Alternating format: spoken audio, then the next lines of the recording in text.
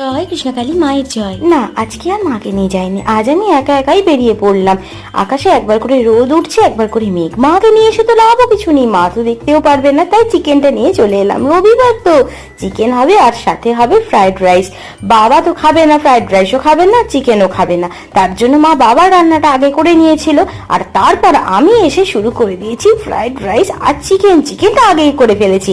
এখন বানাচ্ছি fried rice. শরীরটা আজকে একদম ভালো লাগছে না, গতকাল থেকে বেশ ঠান্ডা লেগেছে, গলাটাও বেশ ব্যথা হয়ে আছে। বুঝতে পারছি না জ্বর আসবে কিনা, মাঝে মধ্যে হাত পা ব্যথা হচ্ছে। হলুদ ফলটা পার্সিমন 40 টাকা করে দাম নিলেও বেশ সুমিষ্ট ফল। আর বানিয়েছিলাম বোঁদের ছানা। ফ্রাইড রাইস আর চিকেনটা দেখতেও যেমন সুন্দর, খেতেও সুন্দর হয়েছিল। বাবা লোভ সামলাতে না পেরে ভাতের পাশাপাশি 2 পিস চিকেন দিয়ে ফ্রাইড রাইসটাও টেস্ট করে নিয়েছে। লাঞ্চের পর শরীরটা এবার বেশ খারাপ লাগছে। সারা দুপুর তো শুয়েই কাটালাম, সন্ধ্যেবেলায় হালকা হালকা জ্বরও এসে গেছে, ওষুধ খেয়েছি। ভিডিওটা এই পর্যন্তই।